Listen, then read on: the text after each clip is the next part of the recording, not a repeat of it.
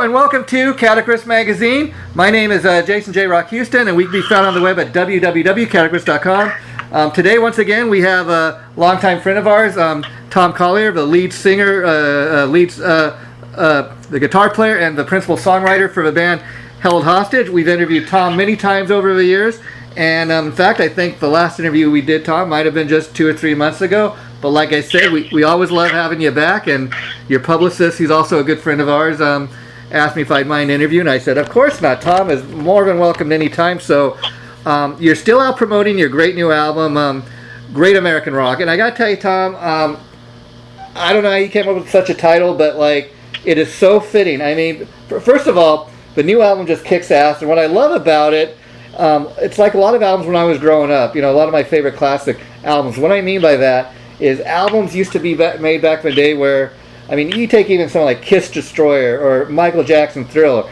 I mean, it did not just have like one great song. The whole album was kick-ass. The whole album was killer. And that's what this is. You don't get there's not a single filler song. I mean, it's all kick-ass. So talk a little bit about that.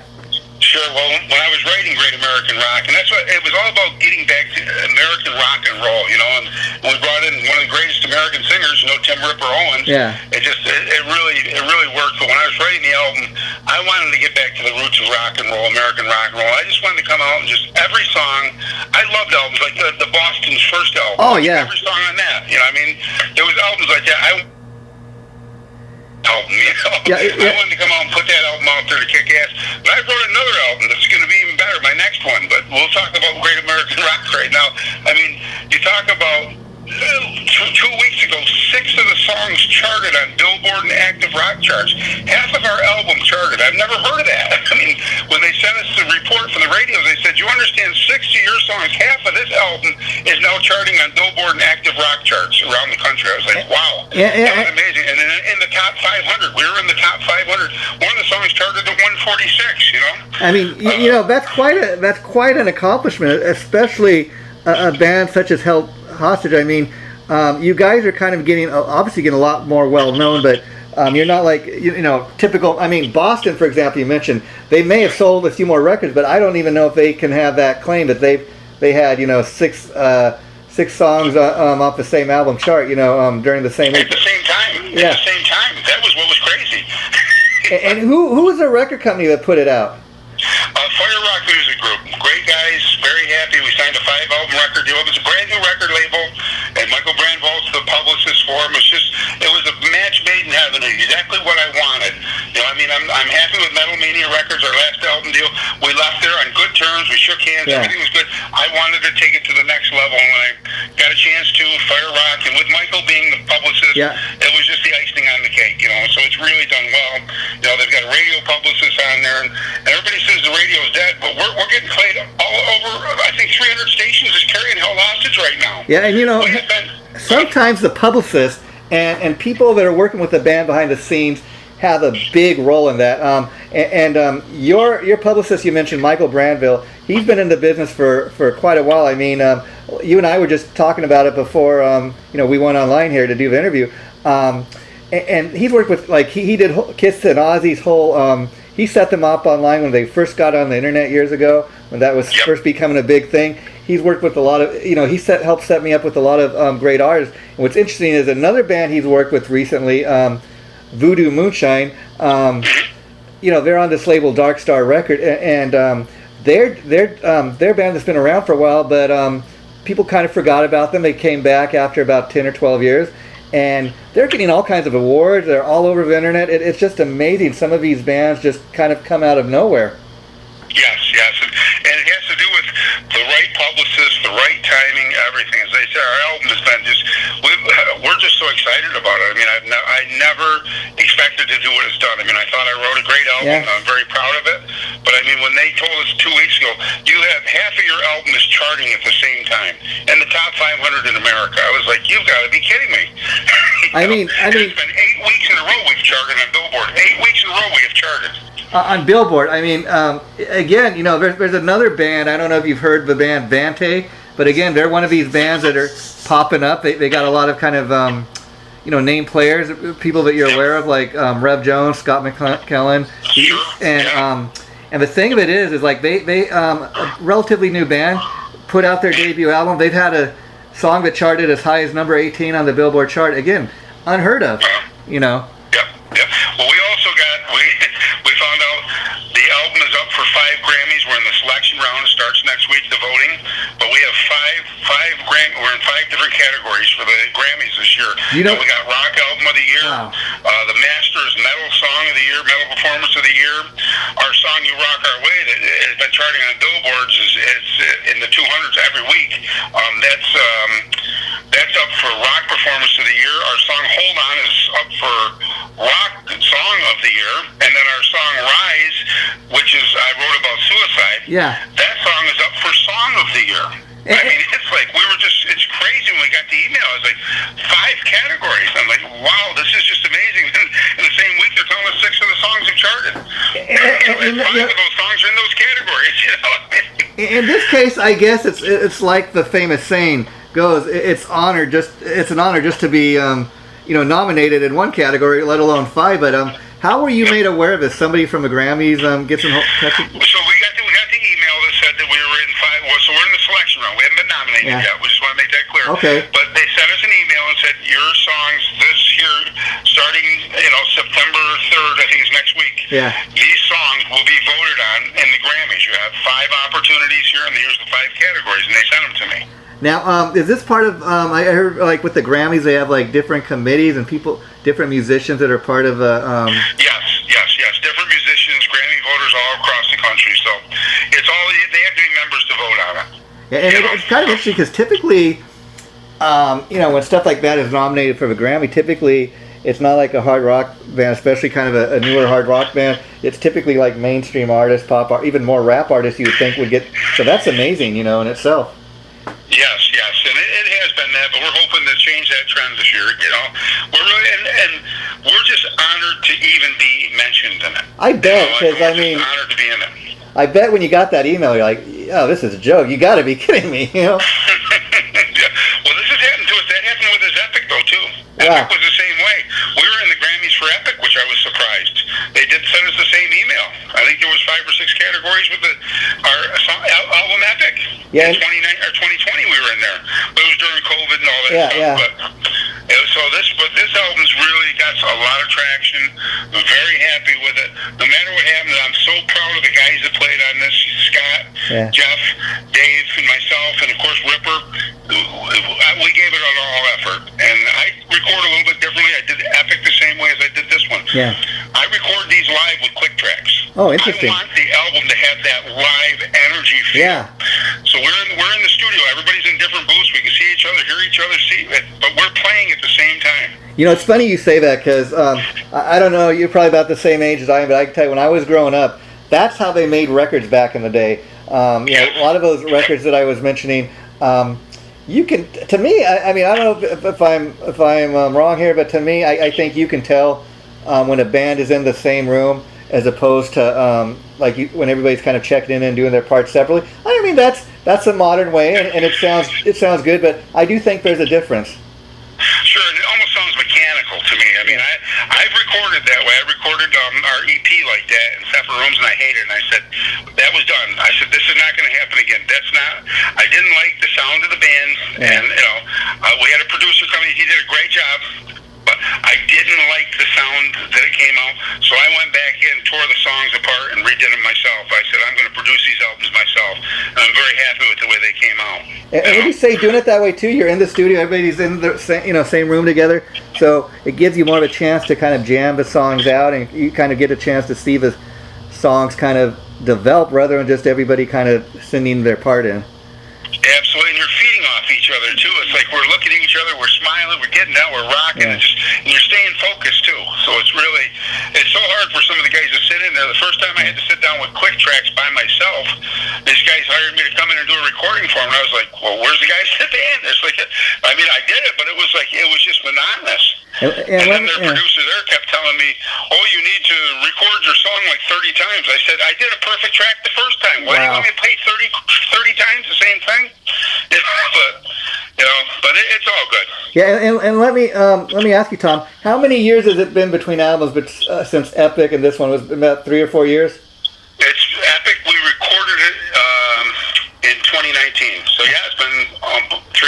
Because when we were announcing, when I was announcing on my page the other day that I was going to be interviewing you today, you and I were kind of chatting back and forth, and I was kidding with you that Tom, in a word, this new album, Great American Rock, is epic. Because, and I said that because Epic was such a great album. I remember hearing it when your old publicist Benjamin had sent me that album a few years ago to write up a review for. I remember thinking, man, this is just a great sounding hard rock album. I've heard stuff like that, but I thought it's just a great album. And I said what I said the other day because I'm like, that's a great album. And I was thinking, how the hell are they going to follow this up? But I tell you, you did just that.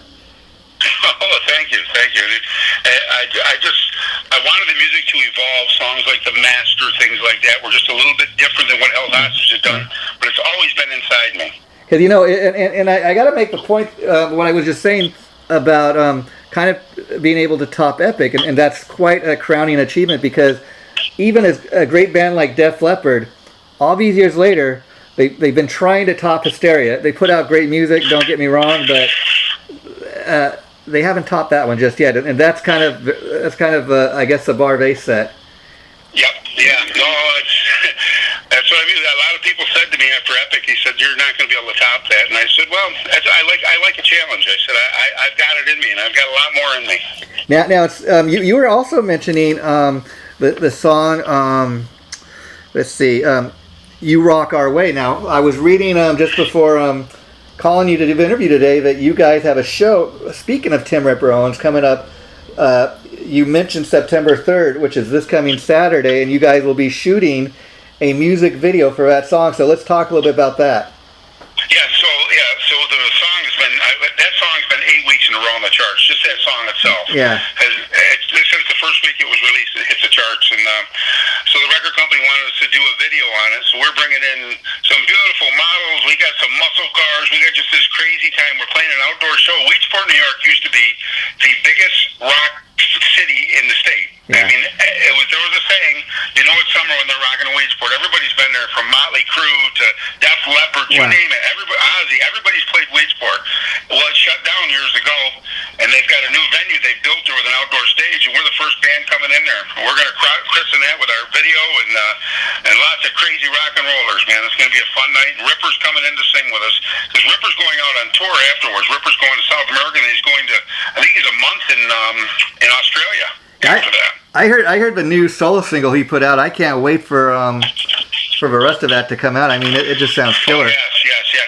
I'm so happy for Ripper. I told him, man, he's such a great guy. We get along, and he comes out and helps us out. But I mean, I just told him, man, that album, I'd love to see that guy. He needs to make it. KK's Priest, I thought, would do it for him, but then the COVID hit. Yeah. But I think you're gonna hear another. KK's Priest isn't done. I think you're gonna hear them coming back, because I think they're doing a new album. Rumor is. Yeah, I mean, they at least need to put out one more album. Give it a second shot. Cause I mean, I thought the debut album was killer. Like you said, everything just got kind of shut down, and it's a shame. And you talk about Ripper. I mean, just an amazing vocalist. Because you look what if you followed his career at all, you look what he did with Judas Priest. You look what he did with Yngwie Malmsteen, Eister, and then you look what he did even with Held Hostage. Like Held Hostage is, I dare say, a lot more closer to hard rock than the metal stuff he's done. But see, as a vocalist, that's what you want. He's a very versatile guy. He can kind of do anything. Oh, he can. He's incredible. So when he did the song Rise, it was like he created a choir with his own voice. I mean, it was just unbelievable what Ripper did. When he sent me back them vocal tracks, on this album, Epic, he sang it like I did. Yeah. And he added some to it, but this album, he had free reign on it. And I mean, he really took it to a new level. When he sent me back that Rise at the end, I was like, how the hell did you think to do that? It was like, wow, I just love what he did. He took a chorus in G and put a pre-chorus in E minor and mixed them together. I don't know how he did it. When he sent it to me, he said, try this. It came out great. If you listen to the end of the song, you're like, wow, those are two different keys, and somehow they blend together. Yeah. And now, do you consider, he has been on the last two albums. I know he comes out from time to time and does these occasional shows with you guys. Would you say Ripper's an official member of the band, or do you consider him like a special guest? And the reason I'm asking is, like, we have the show coming up this Saturday, and I understand he's listed as a special guest, but I forget where it was. Somewhere on Facebook, I seen somebody talking about they were going to go check out this new band Ripper Owens has called Held Hostage. And so, do you have a lot of people coming to the shows a lot of times? Ripper is just, he's special guesting with us. He's a great friend of the band, and when he's off tour and we're out, we'll be playing with him. But Held Hostage, we're geared up to tour in November ourselves too. So I guess what I was getting ready to ask is, you ever have people come to the show thinking that he's going to be the singer? I mean, I know you do make a point of saying, Tim Owens is going to be at this show or this show, but you ever have that? People thinking he's... No, actually, we played Syracuse, New York 3 weeks ago. Yeah. And I sang, and nobody knew the difference. Saying people were out there screaming and yelling. Yeah. And that's a testament... At the end of the show, I announced that Ripper's going to be coming the second, and people are like, wow, that's great, but they're following the band now. They love the music, and the music stands on its own. Ripper is just, he's like you say, Ripper's a bonus when we can bring him in. I would love to have him the singer again, but Ripper's he's working. He's busy, There's so many things going on. Yeah. And I mean, he's just, he's got the new Ripper Owens solo. I mean, he just signed a new record deal for that. That's going to be killer. You said you heard the one single off from it. Yeah. I mean, they put out like a little teaser video, and just that alone, I can't wait to hear the rest. And the thing of it is I love the first solo I put out a number of years ago, but it's been several years, and I'm like, what are you waiting for? But I guess again, I guess he got Jamie Josta, who the guy from Hatebreed. He's the one that got Dee Snider back, making records, and he's the one that produced all Dee Snider stuff. So I'm hoping that he can do for Ripper what he did for Dee Snider. Yes, and that was part of it. Ripper's very excited about this project, and I talked to him about it in depth, and he said, I said, it's perfect. I mean, it's heavy. He's a great singer, but he's also a melodic singer, too. I mean, I hope that album goes platinum for him. He deserves it. This guy is the hardest working guy in rock and roll, and the nicest guy, and he cares about other musicians, too. That's what everybody, says that I've ever talked about him, too, and they just say he's a super nice guy. And Tom, being the guy that wrote these songs, it's got to be a total compliment to you that not only does he want to come in and sing your songs, but like when you guys got the final, finished the final song on the new album, and you're like, wow, Ripper, I love the way you deliver my songs. I mean, that's got to be the ultimate feeling as a songwriter. Yes, absolutely.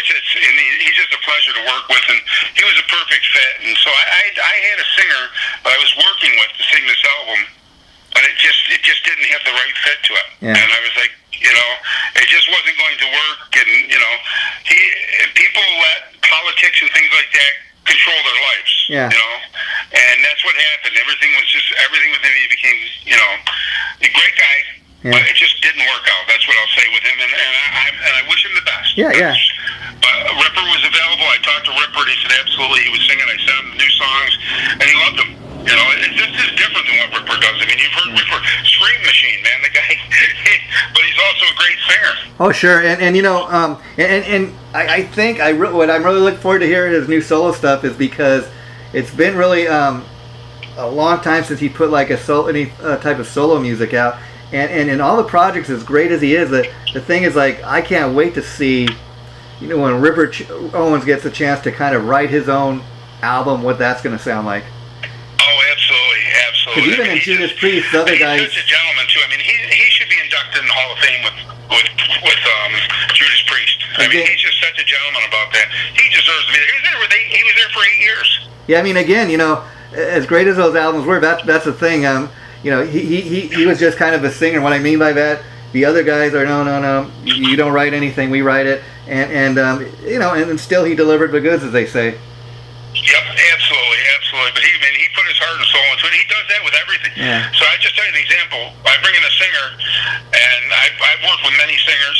Yeah. They'll send you 3 tracks. Yeah. I think they're done. Ripper sends you 12 to 14 tracks. Wow. With ideas with him. On this album, he'd send me 12 to 14 tracks today. If you want to try this. I try it, send it back to him. Hey, I like this. He produced the vocals on this. Him and I went back and forth, and I give him credit for producing the vocals.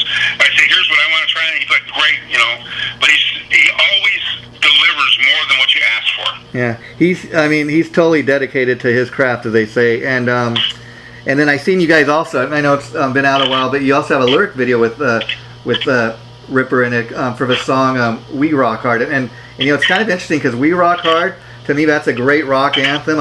You could either you could either open the show or close it with that, and then the one you shooting a video for, "You Rock Our Way." That's another great rock anthem. Yep. So yeah, We Rock Hard, and he's also on the Master. We got a video out for the Master, and we just released Fallen Brothers, and we have another one coming out for Rise. So we're expecting to have at least 6 to 10 videos off this record. And when will you know, like, if you guys get nominated for the Grammy stuff? Will that be a couple months away, or? We will know in November. Oh, and can fans fans vote for that, or is it just? No, they can't. They've got to be Grammy voting members. That's the only problem. They got to be part of the Grammy, part of the recording industry. Well, we really wish you. They could. Yeah, we really wish you luck with that. You have to let us know how that turns out. And then another song I really love off the new album. You got a song called "Show Me the Way" featuring another legendary singer, Lynn Turner. Yes. The acoustic version with Joe. That's a song that I stripped down and redid with Joe. Yeah.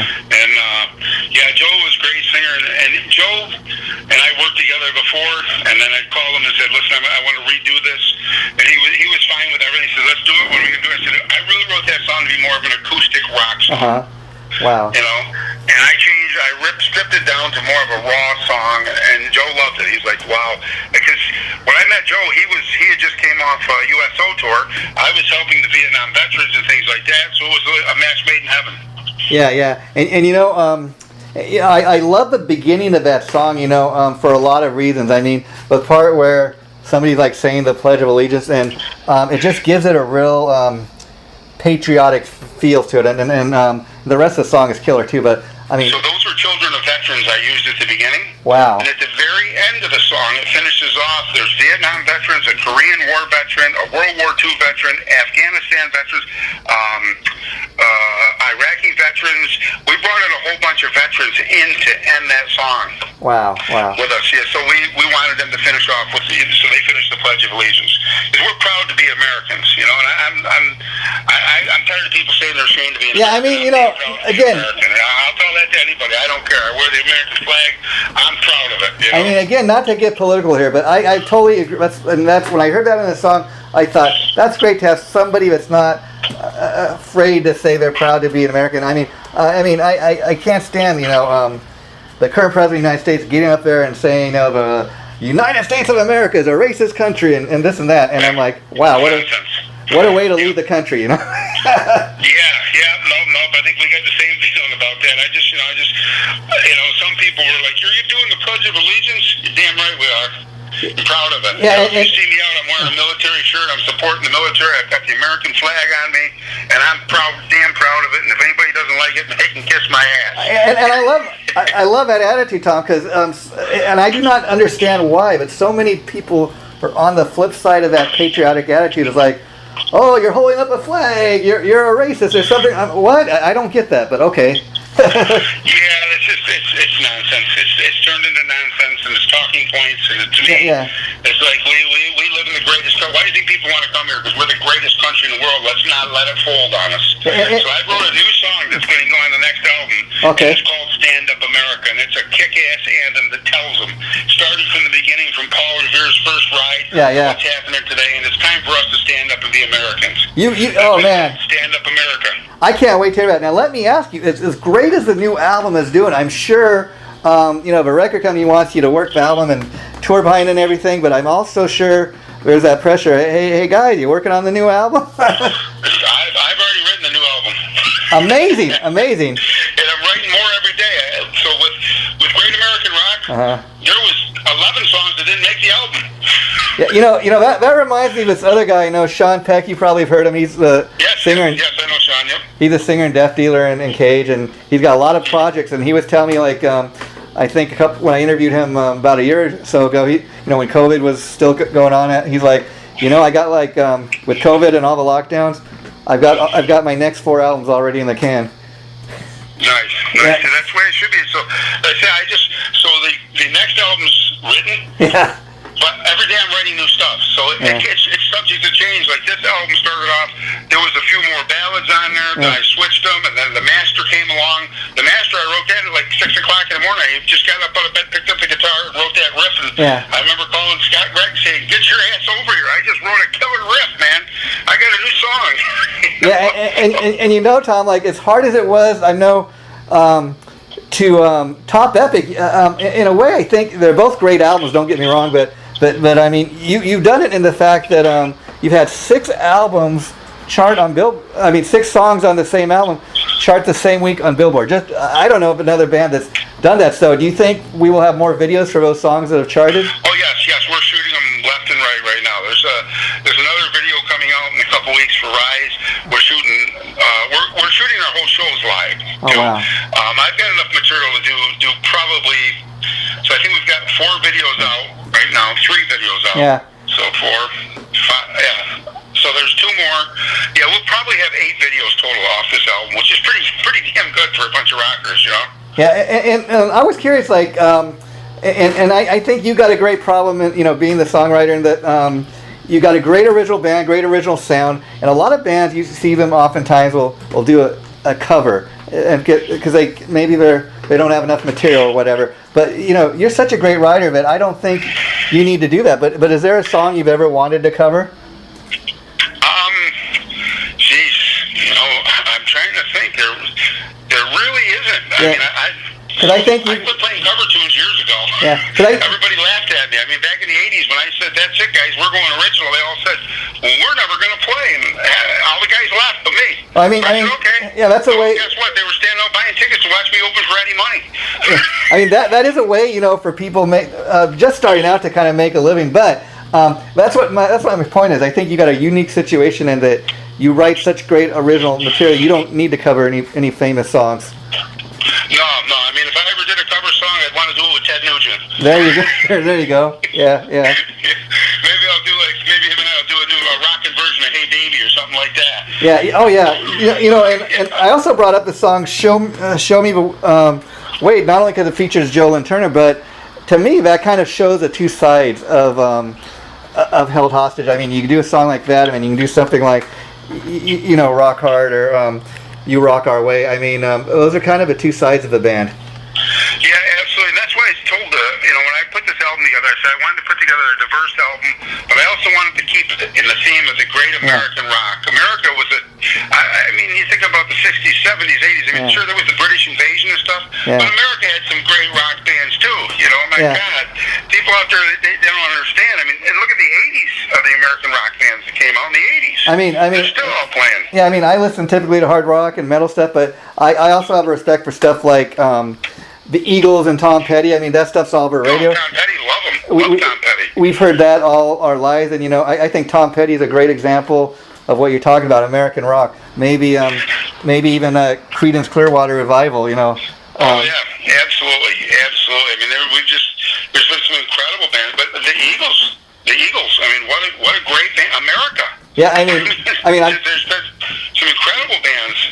I'm with you, like the Eagles especially. I mean, and when you consider that most of the stuff was written by Henley and Fry. I mean, and those songs are still being played on the radio almost 40 years later. Leonard Skinner.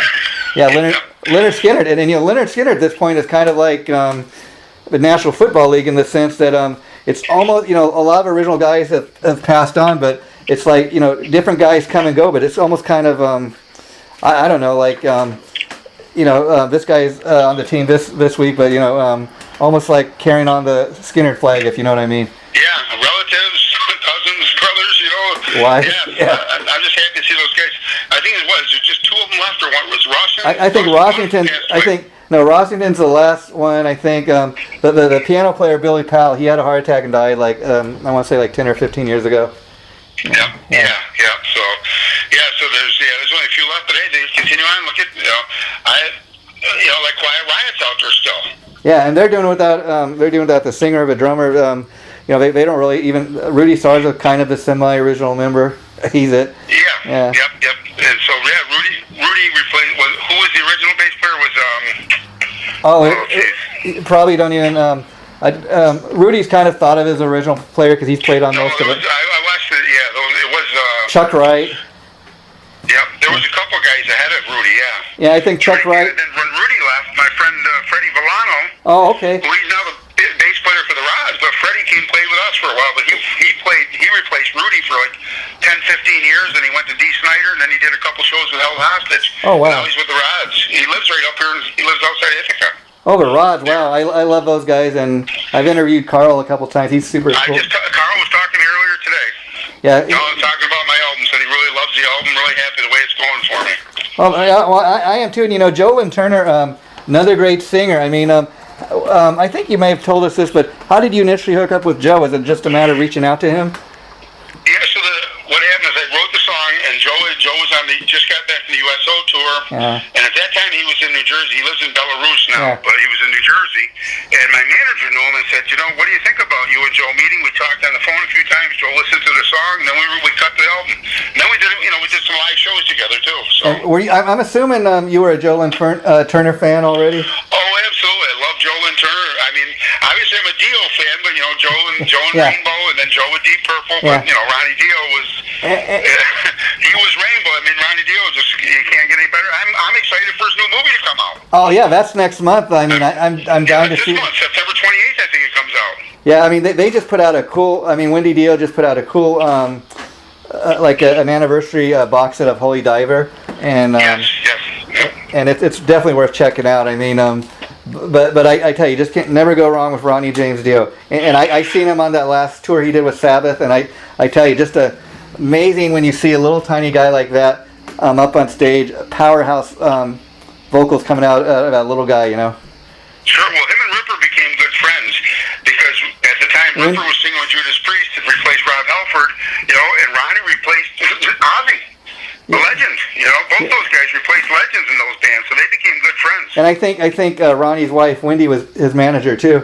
Yes, Wendy did manage Ripper for a while. Yes. And Joe, I got to tell you, I mean, you probably know this, but a lot of people aren't aware. He also put out a lot of. You can go online and find it, but a lot of great solo albums over the years. Anything? Yes, he did. Yes, he did. He did some great stuff, and Joe, it was hard, Right now in the music business, it's hard to recreate the fame from before. I mean, the whole industry's changed with this streaming stuff. Sure. Some of these artists love it. Well, I think it's silly. I'd rather have somebody buy 10,000 albums and stream me 100,000 times. Yeah. So let me ask you on that front. You have 6 songs that chart the same week, and people are streaming this stuff obviously all over the place. I mean, do you see income off of that right away, or does it take a long time for you to see it? So we get paid. It's usually every 90 days. Okay. Yeah. So we have the album released in May. Yeah. But we've got from the sales and stuff like that, because Walmart's selling our album. Oh wow. Target online selling it, and so is Barnes and Noble online selling it for us. I mean, so we're pretty darn happy with that. I mean, we've got some great outlets. Plus, I think it's like 1,100 retail stores. That's amazing. And then persons are selling the album, so we're expecting. I think September 30th we'll see the record report, but I think everybody's going to be happy. That's amazing to hear, because I was just going to say, I'm still a guy that loves to have a physical CD, listen to it in the car, look at the liner notes if there are any, or the artwork. Back in the day, I'd go to a record store, look at that. Wow, I remember seeing Kiss Destroyer or Iron Maiden's Number of the Beast. I don't know what the hell this is, but it looks so cool. I have to get it. I used to read the liner notes. Love the liner notes and things like that. That's why I tried to put together the words of the songs and everything, even the CDs and stuff like that. I try to keep it the great American rock feeling, Because the amazing thing that you just told me is it's amazing to hear your albums being sold at Walmart. Because I'll be honest, I go in the local Walmart. I don't see it, but I hear from a lot of people that are in bands like you, Tom, that you can go to Walmart.com or TowerRecords.com and they're selling our record. See, I think you guys need to kind of even on your Facebook page or your websites, let people know that, because you a lot of times you go in the store and maybe you have one copy, so it's not readily visible, but you let people know you can go to these websites and it's there, and that's good to know, because I'll be honest, a lot of my music I buy, I get it off of Amazon, because you cannot go to the local Target and find Held Hostage. You might be able to find the Beach Boys' greatest hits or everything on vinyl now, because vinyl's making a nice comeback. Sure. Yeah. No, but you're right. Yeah. So, we've been trying to push that stuff, but we just, things just keep rolling. Things are moving so fast. Yeah. But it's hard to believe that our album has been released. It was released in May. So May, June, July, August. This is almost the 5th month out. Usually the albums are going backwards at this point. Yeah. Ours is climbing. I mean, it's funny. It's like I mentioned Def Leppard earlier in the interview, and Def Leppard just came out with a new album a couple months ago, and it did hit number one. And but like by the second or third week, people kind of forgot about it. It did hit number one, so you can't say anything, I guess, bad about that. But again, it's just a matter of letting people know of albums out there, and I think that's the biggest compliment I guess we can say about Held Hostage is that you guys, you're not really a mainstream band, but people are paying attention to it. People, 6 albums have charted in the same week. I mean, I think that's a case of the fans kind of, we love this, Yep. Yeah. No, it's been exciting for us, and when we've got some great fans and things like that, and it's building. Right now it's just building and building, and this album, thank God this COVID nonsense is over. Yeah. I hope it is anyway. But I mean, we're going to get back out there. I mean, we were going to go out with Ted Nugent, but it didn't work out. Oh wow. Something had happened with one of the guys in the band, but it's fine. We're a family. Something happens to one of us, it happens to all of us. So, but we're really gonna. We've got some big tours set up, and we'll be out there. And as soon as we can announce them once they're signed, I think people are going to be shocked. But every day, the phone rings from a major act saying, "We want Held Hostage for 160 dates." Well, we can't do 160 days, but we could do like 50 with them.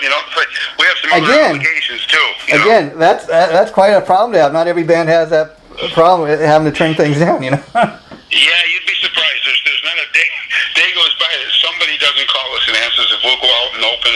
And the funny thing about it is that I think we're going to headline a Northeastern tour ourselves. It won't be a Coliseum tour, but it'll be a good size venue tour, because the radio stations are playing us months. Like we're charting in Pennsylvania and we're charting in New Jersey, all these different places that we're getting all this playtime.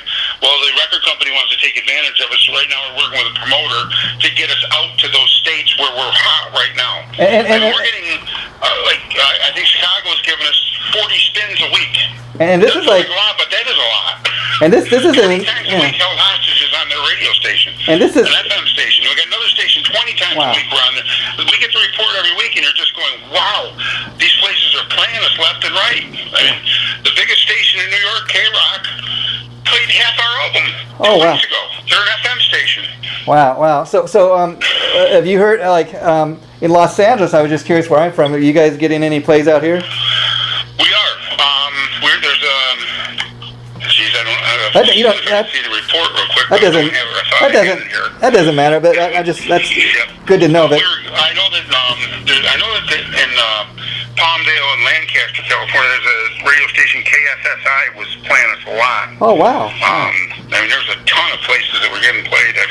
I guess I don't have the whole radio. Oh, that's all right. We don't need to be exact. I was just kind of curious. And then, and are you finding too in other parts of other countries around the world that you're being as equally featured there? Oh yeah. We're getting. I mean, South America, Europe, we're doing very well. Believe it or not, even everything going on in the Ukraine. Yeah. Our album is selling in the Ukraine, and we're getting airtime over there in Ukraine, and our album's selling there. Amazing! Wow. I mean, again. With everything going on, I was like, so we get the report when I seen that. I was like, with what's happening, they're buying our albums. Hey, good. Maybe we're inspiring them to fight. Yeah. I mean, in a country like Ukraine, I'd imagine too that with everything going on, there'd be like a need to to kind of rock out and have some music to listen to kind of forget about all. I mean, I was shocked when they said, they said you guys are being distributed. They're buying your album in Ukraine. We were in Russia for a little while, but I don't think they're buying this anymore. Yeah. Once they heard "Show Me the Way Back Home," they probably didn't like the Pledge of Allegiance on there. Probably did, but and before we wrap up the interview, I got to say, I've always loved Joe Lynn Turner, who we talked about a little bit ago, but I have a new kind of really found respect. I don't know if you've seen the announcement he made a few weeks ago. Oh yes, absolutely. I've seen that before it went out. Yes, he suffered with alopecia his whole life. But see, what amazed me about that is, and again, you got to respect the guy. He didn't have to put that statement out there. I guess he feels comfortable doing so, and good for him. But what I loved about it is, here's a guy who's been in the music business for a good number of years, at least 30, 40 years at this point, and and he puts it out there, and I do have a new respect for that, because you think, God, this guy put out all this great music, and he was going through this, and nobody had any idea what he was dealing with. It was just he was doing business as usual. Yeah, he he's been wearing, unfortunately, been wearing a wig for a long time. Yeah. But Joe had been bullied too. I don't know if you read his thing there. Yeah, I was reading it. A lot of that was his hair he started losing his hair at a younger age, but he was bullied a lot in school and things like that. And he said that's what made him tougher, fighting back and stuff like that. And that's why he just said he wanted the fans to see real Joe. And I thought that was I thought he looked great. Yeah, I mean, to me, again, it gives me a new amount of respect for him, man. Not that it really matters what I think, but I'm saying I had no idea that he'd been through that, and a lot of people probably had no idea that he'd been. And you look at any time you've seen Joe Lynn Turner do an interview or anything over years or talk, he seemed like a real confident guy, you know. So I mean, that's the thing. People, he was able to have a successful career, and he never really was one of those guys that put his business out there, talk about his. But I think by doing so, it's going to help other people. I think so too. I think Joe did it to help heal people. I really believe that. I mean, because there's a lot of people fighting the same battles as him, and they're just scared. So they see a guy at his stature doing that at his age. Yeah. He's saying, you know what, here, this is me, guys. I mean, because it's not like he came out when he first was diagnosed with the disease or whatever, you know, and that would have been a good thing too. But I'm saying he's doing it, you know, late in his career when he's getting older. You know, a couple years ago he suffered a heart attack, and he's still out there doing music. So again, I got all the respect for what he's trying to do. Yeah, he suffered a heart attack I think 2 months after he played with us, and he went back to Europe. Yeah, I mean, the only other guy I know that's still rocking and rolling and suffered a heart attack a couple years ago was Mick Jagger, and he's a lot older than Joe, so I guess you can do it. Yeah, those guys are gonna live forever, anyways. Yeah, so you got the rock and roll in their soul, and you know, Joe Lynn Turner's another one very much like you know, Ripper, a different type of singer, but I mean, he's one of those guys that he could do a real kind of metal sounding song, and then he could sing a beautiful ballad at the same. Oh yeah, when he did the live show with us, it was just amazing. I mean, he's just so versatile and just a great singer. Yeah. Just an all-around great singer. He likes to party too. We had a lot of fun together, him and I did after the show. Yeah, and see, and I think too, by him coming out and making this announcement of what he's been dealing with all his life, it kind of shows you. That's why, like, before I even read the article, I just kind of was so drawn by the picture. Oh, what's this? You know, he shaved his head. Was it for a video or something? And then I read it, and like, you know, think to myself, you know, the guy's just a great singer. It doesn't matter if he shaved his head or not. You know, what's that matter? Yep. He's been bald for many years. Yeah. You know, he'd lost his hair a while back. You know, but he just, you know, thought it was for the fans, and then I think he just said, you know what, this is for me and everybody. You know, if they can't accept him for what it is, I messaged him, said, you look great, brother. Yeah. I should have done it a long time ago. But the time's right for him. Yeah, I mean, Rob Halford even, I mean, he, I've heard him talk in interviews over years that, you know, he came out several years ago about being gay, but he, nobody had a clue for years, and then he's talking about, you know, I was up on stage and I'm whipping, I got the leather whip, and people think, yeah, it's the metal god. He says, they don't know I bought it in that whip in a sex shop in London somewhere. Yeah, I watched that documentary on him. That was great. And then he even said, like, you know, they were talking about how 1 year since he came out, he was a grand marshal of some gay parade, and he says there were Judas Priest fans like chanting the metal god. He's like, yeah, I never thought metal fans would be so accepting. Yep, and they did. I think a lot of people are more accepting. You just got to give them the chance. You know what I mean? Yeah. Well, Tom, once again, as you can see, I can talk to you all day. I know you're busy, so I'm going to let you go, but it was great fun talking to you again, and I'm sure we'll do it again. This interview, I'm going to post it sometime in the next 2 weeks, and I will let you and Mike know once it go up. You're more than welcome to share it on any of your sites, so let's keep in touch, and I'm just so happy to hear the album's doing so well, and keep me in touch as far as, you know, when the new video drops, we can talk to you again, and I'd also love to hear if any of the songs get nominated for the Grammy, because that's such great news to hear. Yep, absolutely. It's been a long time since a rock band's been nominated, I can tell you. I mean, the rock categories were like Fiona Apple. They were calling her hard rock. I love Fiona Apple. I'm not saying anything bad about her, but I just don't see her as a hard rock act. When she got nominated, I was like, wow. Yeah, you know, it kind of reminds me of when the very first year they decide, okay, we're gonna have a metal category, and Jeff Roll went out to Metallica, you know. Yep. And then even recently in the Rock and Roll Hall of Fame, they wanted to nominate Dolly Parton, but she didn't even want to be nominated because she said, I'm not really rock and roll, I'm country. Well, we don't care, Dolly, you're going to be honored if you want to or not. Yeah, because she tried to step away from it. Yeah. And Judas Priest finally, got in, so that's a good thing, I guess. Yeah, that's what I mean. It just bothers me that Ripper's not in there. They kind of erased the Ripper years, and I love Judas Priest. Yeah. But and even KK said Ripper should be there. Well, should be there. Yeah, the thing with the Rock and Roll Hall of Fame that gets me is the rules are all over the place. Like when Kiss got in, like even Eric Carr, who had passed away of cancer, he was in the band, longer even than Peter Criss, and they're like, no, just the original four. And then when they let Metallica in, it's like everybody who was ever in the band got in. So it just is all over the place. Oh, it is. Jason Newsted, incredible bass player. He's playing the same night we are. He's playing like probably 30 miles. He's doing country that night. Oh yeah, he's another one. I guess he does a little. I mean, he can sing. He can. I mean, that's part of the reason he left Metallica. He was kind of held back, and I guess he's getting back to performing live again. He hasn't done it in a number of years because he severely hurt his back, doing all that headbanging. Yeah, but he is a great bass player. But I was just surprised to find out he's playing country at this show. Yeah, I guess he does a little bit of everything now, and I guess more power to him. I'd love to see it. If you do whatever they love, it's like great. But because people are like, well, he's playing right up the street from me. I said, well, you can come to see us. And one guy says to me, he's playing country. We're coming to see you guys. Wow. Yeah, that's cool. Wow. I mean, just think about that. I mean, somebody's telling you. I'd rather see held hostage than the former bass player Metallica. Yeah. Thank you. Yeah.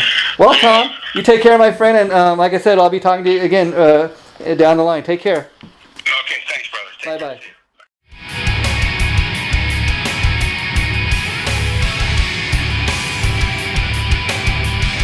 Chaotic Riffs Magazine.